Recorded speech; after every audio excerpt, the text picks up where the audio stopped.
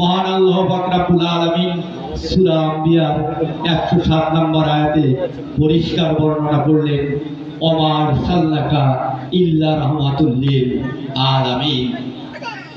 সেই মহান মানবকে এই বিশ্বকুলের সমগ্র সৃষ্টির জন্য তিনি রহমত রূপে সৃষ্টি করলেন। আমরা সৌভাগ্যবান তার উম্মত হতে পেরে, যিনি সমগ্র বিশ্বের রহমত আর এই সমগ্র সৃষ্টিকুলের রহমত হিসাবে মহান আল্লাহ পাক রব্বুল আলামিন যাকে প্রেরণ করলেন, তার জন্মতিথিতে এই রহমতের কান্ডারি নবী কামলে আলা আহমদ মুস্তফা মোহাম্মদ মুস্তফা মানবতার অগ্রদূত বিশ্ব শান্তির মহানায়ক হুজুরে পুন্নুর সাল্লাল্লাহু আলাইহি ওয়াসাল্লামের এই আগমনী তিথি মুমিনের কাছে আনন্দের, তাই আমরা উদযাপন করি ঈদে মিলাদুন নবী। আমরা খুশি, আমরা সর্বকালের সর্বশ্রেষ্ঠ মহামানব ইমামে আজম হুজুরে পুন্নুর সাল্লাল্লাহু আলাইহি সাল্লাম গোটা বিশ্ব মানব জাতির দিশারি রূপে ত্রাণকর্তা হিসাবে যিনি পৃথিবীতে এসেছিলেন, আখিরি নবী হিসাবে, শেষ নবী হিসাবে তিনি বিশ্বে এক আল্লাহর তৌহিদ প্রতিষ্ঠার মধ্য দ্বারা মানুষ শান্তি এবং সভ্যতার ভাবে ন্যায় ইনসাফ হক প্রতিষ্ঠার মধ্য দ্বারা সমস্ত জুলুম, সমস্ত অনিয়ম, সমস্ত বিভেদ ভেঙে দিয়ে ন্যায্যতা মানবতার সুশৃঙ্খল একটি রাষ্ট্র তৈরি করেছিলেন, যে রাষ্ট্রে কোনো জেলখানাও ছিল না। এমন একটি রাষ্ট্র ব্যবস্থা, শান্তির রাষ্ট্র ব্যবস্থা তিনি তার জীবদ্দশায় তৈরি করেছিলেন, যে রাষ্ট্র ব্যবস্থায় একজন নারী রাতের অন্ধকারেও নিরাপদ ছিল। তিনি এমন একটি রাষ্ট্র ব্যবস্থা নির্মাণ করেছিলেন, যে রাষ্ট্র ব্যবস্থায়, যে আদর্শিক ব্যবস্থায় মানুষ দোকানপাটের মাল উন্মুক্ত থাকতো, কারো জিনিস কেউ ধরত না। ইনসাফ, সততা, ন্যায্যতা, ন্যায়পরায়ণতা এবং আদর্শিকভাবে একটা মানুষ যেন প্রতিষ্ঠিত মানুষ রূপে প্রতিষ্ঠা লাভ করতে পারে, সেই দর্শন তিনি আমাদেরকে দিয়ে গেছেন তার উম্মতদেরকে। আমরা নবী প্রেমিকরা শুধু মুখে মুখে নবীর প্রেম বললে হবে না, এবং তার জীবন আদর্শের, তার যে চারিত্রিক আদর্শ, সেই আদর্শগুলো আমাদেরকে ধারণ করতে হবে। আজকের দিনের আমাদের একমাত্র অঙ্গীকার হবে আমরা রাসূলের যে আদর্শ তিনি আমাদের কাছে রেখে গেছেন, সেই আদর্শ যেন আমরা আমাদের পরিবারে, আমরা আমাদের সমাজ ব্যবস্থায় আমরা যেন প্রতিষ্ঠা করতে পারি, এরকম দৃঢ় প্রত্যয় নিয়েই হবে আমাদের আগামী পথ চলা। এরকম একটা প্রত্যাশা আমরা করে থাকি। মানুষ ভুল ত্রুটির ঊর্ধ্বে নয়, মানুষের মধ্যে ভুল থাকবেই। মহান আল্লাহ পাক রব্বুল আলামিন তার পবিত্র কোরআনুল কারিমে তিনি বলেছেন সূরা শামসে এরকম, শপথ সেই প্রাণের আমি মানুষের মধ্যে দিয়েছি ভালো মন্দ উভয় জ্ঞান।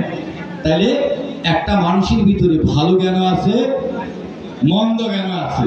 তাহলে আমার ভিতরের মন্দ জ্ঞানটাকে দমন করে আমার ভালো জ্ঞানের উদয় ঘটানোই হলো আমার ধর্ম। এটাই হলো কি? এটাই হলো আমার ধর্ম। আমার যে ভুলগুলো আছে, এই ভুলগুলো যেন আমি কি করতে পারি, এই ভুলগুলোকে যেন, নিজের ভুলগুলোকে যেন শুধরাইতে পারি, নিজের ভুলগুলোকে যেন আমি নিয়ন্ত্রণ করতে পারি। মগজ থেকে, মন থেকে কেউ কখনোই খারাপ চিন্তা আমরা দূর করতে পারি না, কারণ এটা শয়তানের ওয়াসওয়াসা আমাদের ভিতরে কি আসবে। ভালো চিন্তার উদয় আমার ভিতরে, মন্দ চিন্তার উদয় আমার ভিতরে। এই জন্য মহান আল্লাহ পাক রব্বুল আলামিন তার পবিত্র কোরআনুল কারিমে ইরশাদ করলেন, কাদ আফলাহা মান যাক্কাহা, কাদ আফলাহা মান যাক্কাহা। ছোট্ট একটা কথা, এই কথার মধ্যে অনেক কিছু রয়েছে। মহান আল্লাহ পাক বলতেছে, যে নিজেকে পরিশুদ্ধ করেছে সেই সফল, যে নিজেকে পরিশুদ্ধ করেছে সেই সফল। আমি যদি নিজেই আমি যদি পরিশুদ্ধ না করতে পারি, তাহলে আমার পরিবার, আমার সমাজ এইসবের চিন্তা করে আমার কোনো লাভ নেই। আমি নিজেই ভালো মন্দ বুঝি না, তা আমি সমাজের ভালো মন্দ বা দেশের রাষ্ট্রের ভালো মন্দের কি বুঝবো? এই জন্য সর্বপ্রথম দায়িত্ব হলো আগে নিজে পরিশুদ্ধ হয়। এই জন্য আমরা সুফিবাদ মারফতের মধ্যে একটা কথায় আমরা প্রতিষ্ঠিত, মানে একটা কথার দিকে চাই, মানারা ফনাফসহ ফাঁকা তারা বা রাব্বাহু, যে নিজকে চিনল। ধর্মকে কে ধারণ করে? ধর্ম ধারণ করবে কে? ধর্ম কি? ধর্ম কেন আমরা ধারণ করব? কেন আমরা ধর্মীয় অনুশাসন ব্যবস্থাকে মানব? কারণ ধর্মীয় অনুশাসন ব্যবস্থা একটা মানুষের স্বভাব, অমার্জিত স্বভাবকে মার্জিত স্বভাবে রূপ দান করে। মানে মন্দ স্বভাব দূর করে ভালো স্বভাবে কি করে? প্রত্যাবর্তন করার মধ্য দ্বারা ওই মানুষটাকে ভালো করে। ওই মানুষটা যখন ভালো হয়, ওই মানুষটার ভালোর সংস্পর্শে তার পরিবারের এই ভালোর সুফল আসবে। পরিবার, সমাজ, রাষ্ট্র তথা বিশ্বে সেই ভালোর আদর্শ ছড়িয়ে যাবে। এটাই হলো ধর্মের মূল উদ্দেশ্য।